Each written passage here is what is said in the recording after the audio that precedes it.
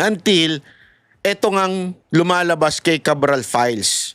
'Di ba? Merong lumabas dito na naibalita dito na meron umaabot yung allocation kay First Lady.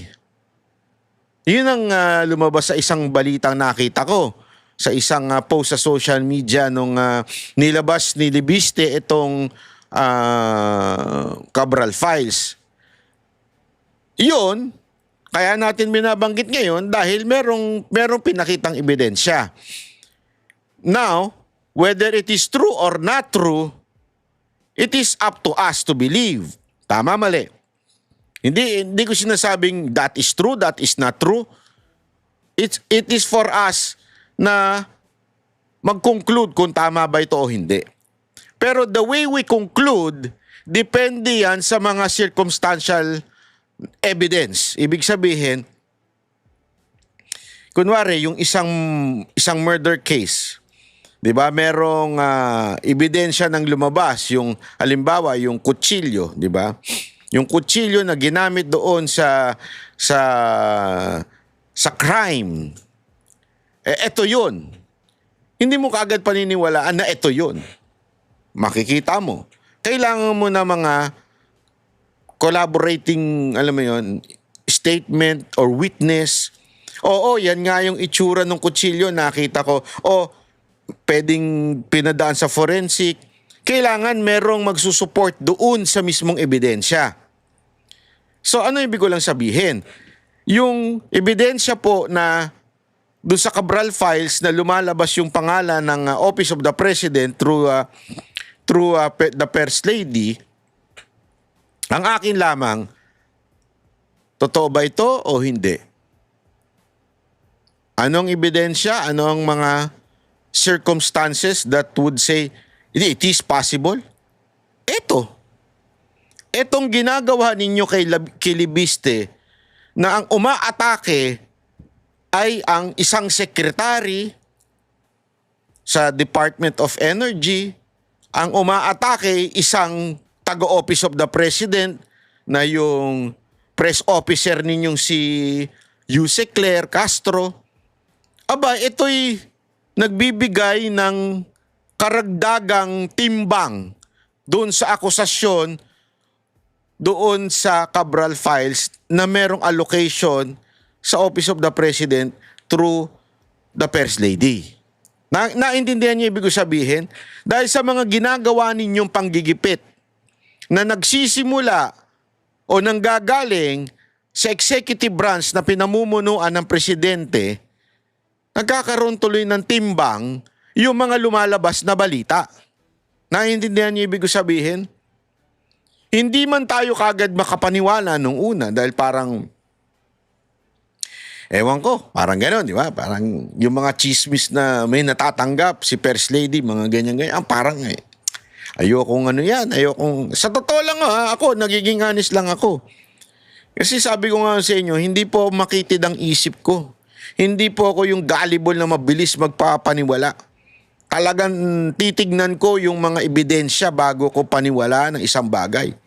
Pero itong mga ginagawa ninyo kay Libiste, baka lalo kayong madidiin dito na bakit masyadong napapraning ang Office of the President o sabihin na natin ang Malacanang. Bakit kayo napapraning?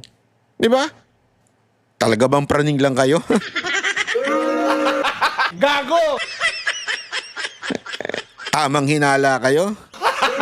Gago! Ano? Eto panoorin nyo itong banat ni Palace Spokes press officer. Dudang Malacanang sa paglalahad ni Congressman Leandro Libiste sa umano'y Cabral Files. Baka raw hindi yan... Kita nyo, duda na kaagad? Hindi man lang sana sinabi na, sige, titignan natin ito, pag-aaralan natin ito kung totoo ba to o hindi. Hindi, duda na kaagad. Bakit ganun? Bakit? Cabral Files, kundi Libiste Files. Live mula sa Malacanang, nangungun sa balita si mobile journalist Julie Baiza. Julie, bakit biglang nagduda ang palasyo kay Libiste? Jiggy, ayon kay Palace Press Officer Claire Castro, mahirap daw sagutin yung mga dokumentong walang basihan. Tinanong kasi ng isang miyembro ng media si Castro sa pagdadawit umano ni Leviste sa ilang miyembro ng gabinete. Pero Jiggy, hindi natin makumpirma sa nagdaang pahayag o post ni Leviste na may inakusahan nga siya na miyembro ng gabinete. Pero gayon man, merong naging sagot dyan si Yusek Castro. Narito ang kanyang pahayag. Ang Cabral Files po ba ay nakaninong sinasabi niya? Hawak niya po ba? Yes, ma'am. So, yun po ay maituturing nating Leviste Files. To, nakita ba natin? Logic. Ang sakit sa banks nung logic na yun. Nakanino yung Cabral Files? Na kay Leviste. O, hindi Leviste Files yan. Ayop yan. Ang sakit sa banks. Ang sakit sa banks talaga nito kahit wala akong banks. Anong klaseng logic yun pag nasa iyo na, ibig sabihin, sa'yo na yun? Agad-agad? Nasa pangalan mo na yun? Di ba? So kunwari, binigyan ako ng award ng YouTube. Although hindi pa ako binibigyan ngayon nung kanilang plaque. Para binigyan ako. Ito ang gold plate ng YouTube. YouTube gold plate channel. Ganyan. Nasaan na yan? Nasa akin. O hindi na yan YouTube. Banat by, ano na yan? Plaque. Nagigets nyo?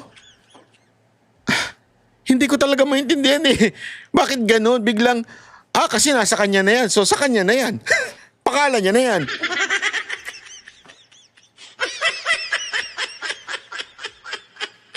Di ba? Naintindihan niyo ba ibig ko sabihin? So anything that you possess right now is no longer named after doon sa kumpanya na yon. Di ba? So pag bibinigyan ka ng kunwari binigyan ka ng motor, BMW GS 1250. Nasaan na yan? Nasa akin na yan. Hindi na ngayon yung BMW. Banat by GS 1250 na yan ngayon. Kasi nasa yun na eh. Ang labo eh, no? Anong klase may utak ito? Alam mo, Madam Yusek Claire, ko sa'yo talaga, parang awa mo na magkamatulog ng basa ang buhok. Gago! Nakakasira ng ulo yun. Nababawasan ng mineral sa utak mo. Gago! Personally, ma'am, ako hindi. Oh yes. So, di po ba mas mahirap tugunan ang mga dokumentong hindi nakikita? Bakit hindi ninyo tignan? Bakit hindi nyo alamin? Inusgahan nyo na kaagad. Again ulitin ko. We are not saying that the entire Cabral Files na claim ni Leviste ay totoo. Ang akin lang, bakit sarado na kagad yung isip ninyo? Bakit hindi nyo muna imbestigahan? Tingnan nga natin yan. May katotohanan ba yan? Bakit agad-agad?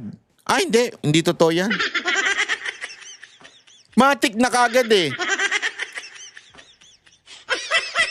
Napapagalataan tuloy masyado kayong praning. Hirap tugunan ang mga dokumentong puro insinuations. Mahirap tugunan ang mga dokumentong wala pang anumang basihan at wala pang ebidensya ng anumang anomalya.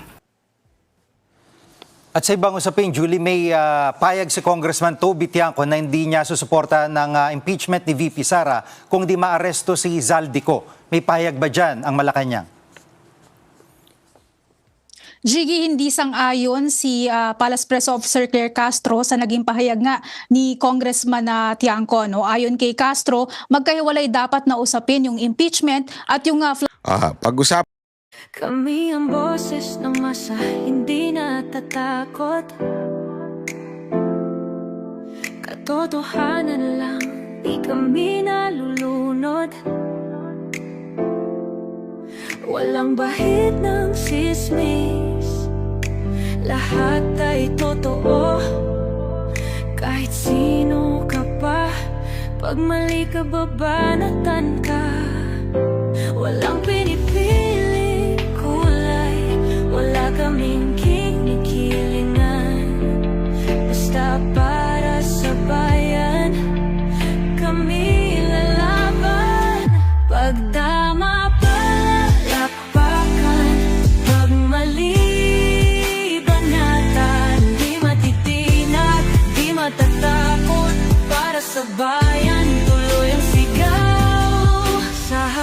ng kamera, walang halong takot.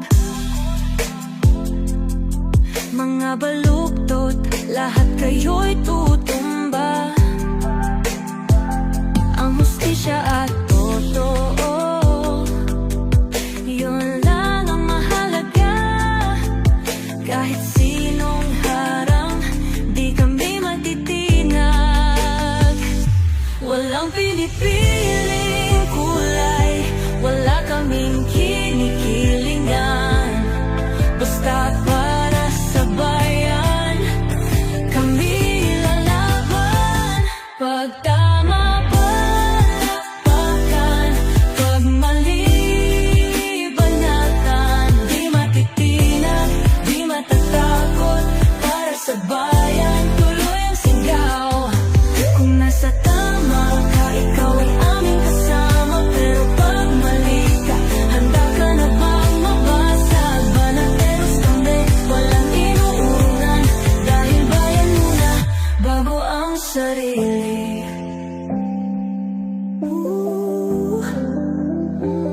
Bago ang sarili.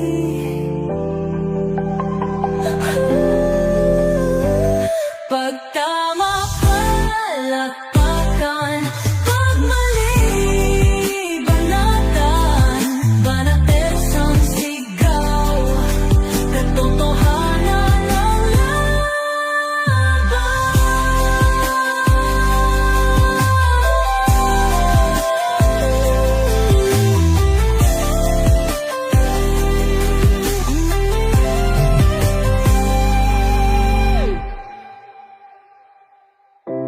sa harap ng kamera,